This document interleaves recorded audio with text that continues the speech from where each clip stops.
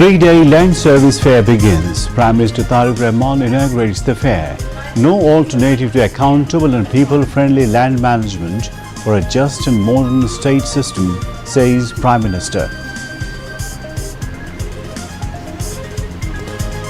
Government working to deliver state services to doorsteps of people with a commitment to make land management free from harassment and corruption, says Tariq Rahman.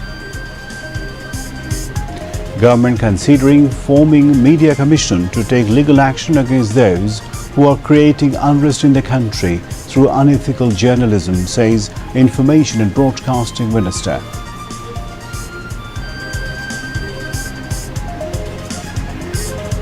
Plans to recruit more than 30,000 personnel in modernization of fire service organogram being changed, says Home Minister. High Court issues rule asking why order not to be issued to compensate the families of children died from measles. Government claims to be 95% successful in controlling measles, says Attorney General. Tehran responded to latest US proposal to stop war. Trump announces suspending a tax temporarily on Iran at the request of Arab allies. And in Sylhet Test, Bangladesh need 3 wickets on final day tomorrow for a win, while Pakistan need 121 more runs. Assalamu alaikum viewers, this is News at 10 on BTV News. He said providing services is not an act of charity towards the people. Rather, ensuring public services is the responsibility of the government. He said this after inaugurating a 3-day nationwide land service fair 2026 at the Bhumi Bhavan in the city's Tejgaon area this morning. Prime Minister Tariq Rahman said the main objective of his government is to establish a corruption-free, harassment-free, technology-driven and citizen-friendly land management system that will further accelerate the country's sustainable development. Stating that more than 47 lakh civil and criminal cases are currently pending in courts across the country, with land-related cases accounting for the majority, Tariq Rahman said, therefore, one of the government's top priorities right now is the swift disposal of cases pending in the courts. সারা দেশে বিভিন্ন পর্যায়ের আদালতগুলোতে দেওয়ানি এবং ফৌজদারি সব মিলিয়ে খুব সম্ভবত ৪৭ লাখেরও বেশি মামলা বিচারাধীন রয়েছে। এর মধ্যে জমিজমা সংক্রান্ত মামলার সংখ্যাই বেশি। সুতরাং এই মুহূর্তে সরকারের সামনে প্রধান প্রায়োরিটি হচ্ছে আদালতে বিচারাধীন মামলা দ্রুততম নিষ্পত্তি। তবে প্রচলিত আদালতের বাইরেও জমিজমা সংক্রান্ত বিরোধ নিষ্পত্তির জন্য গ্রাম আদালত কিংবা অল্টারনেটিভ ডিসপিউট রেজুলেশন এডিআর অর্থাৎ বিকল্প বিরোধ নিষ্পত্তির মতো আইনানুগ ব্যবস্থার মাধ্যমে অবলম্বনের দিকেও জোর দেওয়া জরুরি বলে আমরা মনে করি। এতে একদিকে বিরোধ নিষ্পত্তিতে যেমন অল্প সময় লাগবে, অপরদিকে অনেক ক্ষেত্রে বিরোধ হয়তো শত্রুতায় রূপ নেবে না। জমি বা ভূমি শুধু এক টুকরো সম্পত্তি নয়, বরং মানুষের জীবনে এটি এক ধরনের নিরাপত্তা, নির্ভরতা, অর্থনৈতিক স্থিতি, জীবিকা এবং ভবিষ্যতের ভিত্তি। এই উপলব্ধি থেকেই জমি ব্যবস্থাপনাকে হয়রানি ও দুর্নীতিমুক্ত করার অঙ্গীকার নিয়ে জনগণের দোরগোড়ায় রাষ্ট্রীয় সেবা পৌঁছে দিতে বর্তমান সরকার কাজ করছে। সেবা প্রদান জনগণের প্রতি করুণা নয়, বরং জনগণের সেবা নিশ্চিত করা আমাদের দায়িত্ব বলেই আমি মনে করি। আমাদের লক্ষ্য একটি হয়রানিমুক্ত, প্রযুক্তি নির্ভর এবং নাগরিক বান্ধব ভূমি ব্যবস্থা প্রতিষ্ঠা করা, যা দেশের টেকসই উন্নয়নকে আরো ত্বরান্বিত করবে। একটি আধুনিক রাষ্ট্র গড়ে তুলতে স্বচ্ছ, জবাবদিহিমূলক এবং জনবান্ধব ভূমি ব্যবস্থার বিকল্প নেই। Land Minister Mohammad Mizanur Rahman Minu, State Minister for Land Mir Mohammad Hilaluddin and Land Secretary A.S.M. Saleh Ahmed spoke on the occasion. Later, Prime Minister Tariq Rahman visited the daycare center at Bhumi Bhavan. At that time, he cut a cake with the children of the daycare center and handed over gifts to them, creating a joyful atmosphere there. Earlier, the Prime Minister visited the Citizen Land Service Centre and Call Centre. The Prime Minister also visited different stalls at the Land Service Fair 2026.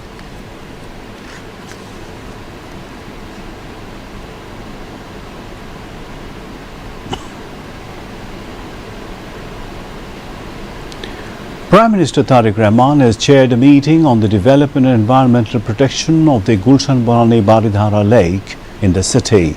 The meeting was held at the Prime Minister's Cabinet Division Office in the Bangladesh Secretariat this afternoon. During the meeting, detailed discussions were held on preventing water pollution in Gulshan Lake, maintaining environmental balance, beautification efforts and enhancing civic amenities centered around the lake. Concerned officials presented the current condition of the lake and shared their opinions on various sustainable development plans and initiatives centering the lake. Housing and Public Works Minister Zakaria Tahir, State Minister for LGR and Cooperatives Mir Shahi Alam, Prime Minister's Principal Secretary ABM Abdul Sattar, Dhaka South City Corporation Administrator Abdul Salam, Dhaka North City Corporation Administrator Shafiqul Islam Khan, Prime Minister's Assistant Private Secretary Abdur Rahman Sani, Rajdhani Unnayan Kotripokho Chairman Engineer Mohammad Riazul Islam, as well as secretaries and senior officials of the concerned ministries and offices were present at the meeting. Meanwhile, after the coordination meeting, State Minister for Local Government Mir Shahi Alam told reporters that the Prime Minister had given instructions for various plans and surveys, including counselling and housing, to improve the quality of life of the slum dwellers. The Prime Minister also directed that the Rajuk report on the household sewerage system be submitted by July 10. The State Minister for Local Government said that a review has also been conducted on the lakes, canals, waste and traffic management of Dhaka's two cities in the last 2 months. The country's economy was fragile and full of mismanagement when the BNP government led by Tariq Rahman assumed office. Due to widespread corruption, bank looting, money laundering, inflation and mismanagement by previous governments, every indicator of the economy was in decline. However, the hopeful news is that due to various initiatives taken by the government over the past 3 months, the directionless economy is gradually recovering. Foreign exchange reserves and remittance inflows have already increased. The government has taken various initiatives to control inflation. In the past, mob culture and deterioration in law and order had also created major challenges for the economy.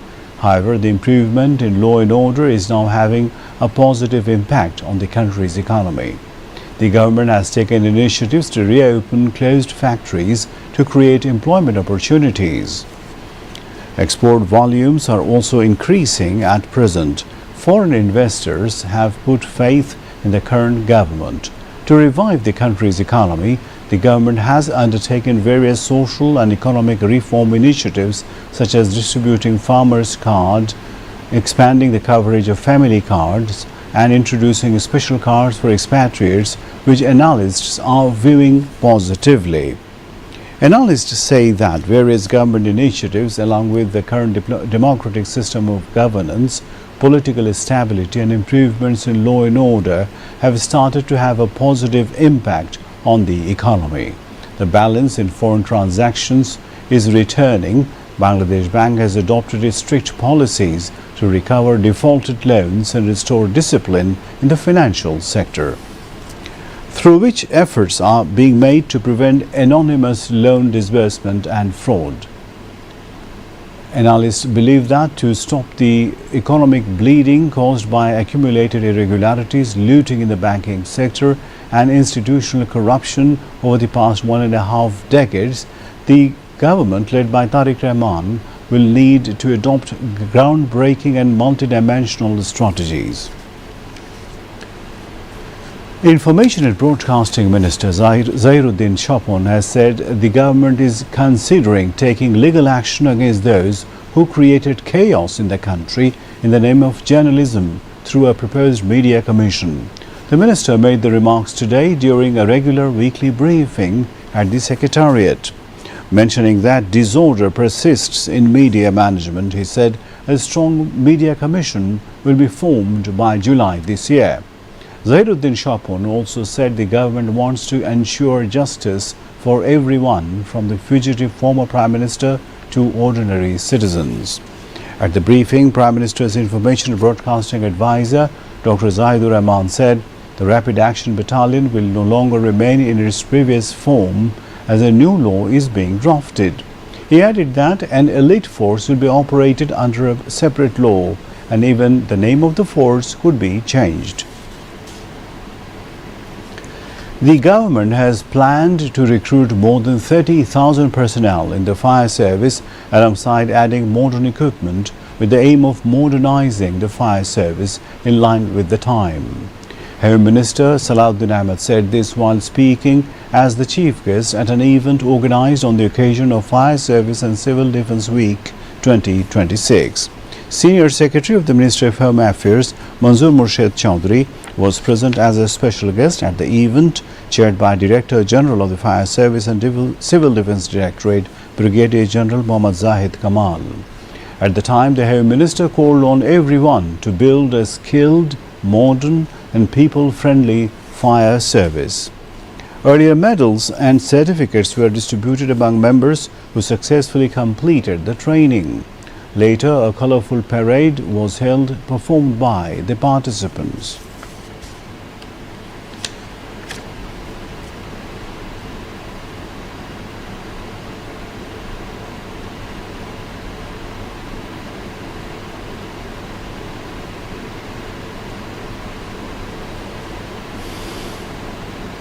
Health Minister Sardar Mohammad Shakawat Hussain informed that the second dose of measles vaccine will be administered after Eid al-Adha. The minister made the announcement during handing over ceremony of ventilators and other medical equipments at 11 hospitals of the country. The ventilators and other medical equipments were received as grants. Speaking at the program, the Central Medical Stores Depot CMSD in the capital today, he mentioned that 10 armed Ansars will be deployed in each government hospitals across the country to ensure security of the physicians. The Health and Family Welfare Minister further informed that the government is planning to introduce a central emergency alarm system at major public hospitals in the capital to ensure the safety of patients, doctors and healthcare workers. Initiatives have been taken to introduce a code blue or emergency alarm system to ensure quick security assistance during emergency situations at hospitals, he added. Later, the minister inaugurated the 15-bed critical care unit of Universal Medical College Hospital in the capital. At that time, the health minister called upon the doctors to play more humane and sincere role to ensure quality Medicare services to the people. The High Court has issued a ruling asking the authorities concerned to explain why directives should not be given to form an inquiry commission to investigate the deaths caused by measles and its symptoms. At the same time, the court sought explanations as to why directives should not be issued to provide adequate compensation to the families of each child who died in the measles outbreak. Meanwhile, the Attorney General stated that the measures had been taken by the government to contain the outbreak of measles will be formally presented before the court. Information and Broadcasting Minister Zahiruddin Shapon has emphasized the need to take initiatives to create skilled manpower in the cyber security sector. He was speaking as the chief guest at a seminar at the Engineers Institution Auditorium in the capital this afternoon. The event was organized by the Young Engineers chapter of IEB, stating that the world has changed since the invention of the Internet. The Information Minister said that there is a need to focus on the security of information, such as concerns about borders. In this regard, he said that technology and a skilled generation are very important.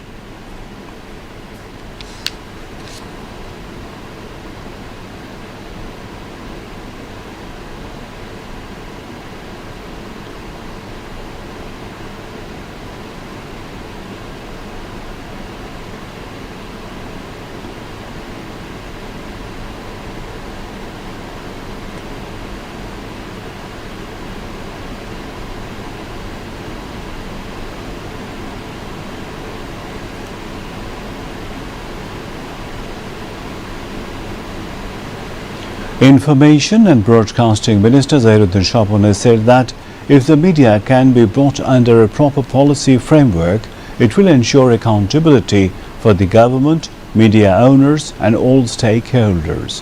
He added that this would also help ensure professional safety for real journalists. The minister made the remarks today while speaking at a program at the Dhaka Reporters Unity, where insurance checks were handed over to the families of 2 deceased members of the organization. Dhaka Reporters Unity President Abu Saleh Akon presided over the function, while National Life Insurance Chairman Tofazzal Hussain, Managing Director Mohammad Kajibuddin and Dhaka Reporters Unity General Secretary Moinul Hassan Sohail also spoke on the occasion. The Information Minister praised organizations like Dhaka Reporters Unity for their work in protecting journalists.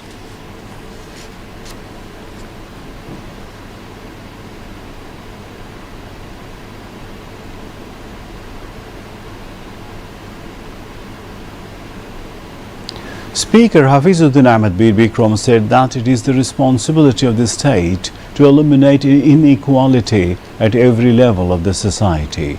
He said that the all-party caucus can work to reduce inequalities at different levels of the country and the society.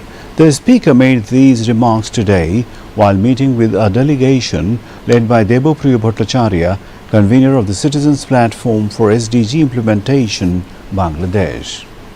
During the meeting, they exchanged views on the country's overall development and the role of the caucus in ensuring the rights of marginalized communities to education, health care and safe food. Members of the delegation and senior officials of the National Parliament Secretariat were present at the meeting. Italian ambassador to Bangladesh Antonio Alessandro today paid a courtesy call on Information and Broadcasting Minister Zahiruddin Shapon at the Secretariat. Prime Minister's Information and Broadcasting Advisor Dr. Zahidur Rahman was also present during the meeting.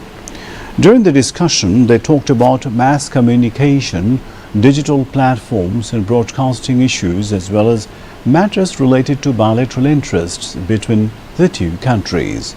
The Information Minister stressed the need to further strengthen the existing friendly relations between Bangladesh and Italy, saying Italy is a popular destination for Bangladeshi migrants. He also urged the Italian government to accept more Bangladeshi migrants through legal channels. In response, the Italian ambassador said a large number of Bangladeshi migrants are working in Italy with a strong reputation and are making significant contributions to the economies of both Bangladesh and Italy. The next testimony is on the 11th June in the case filed against 4 individuals, including BGB officer Lieutenant Colonel Ridwanul Islam, over the killing of 28 people in Rampura in the capital during the July mass uprising. International Crimes Tribunal 1 gave the order today after today's testimony.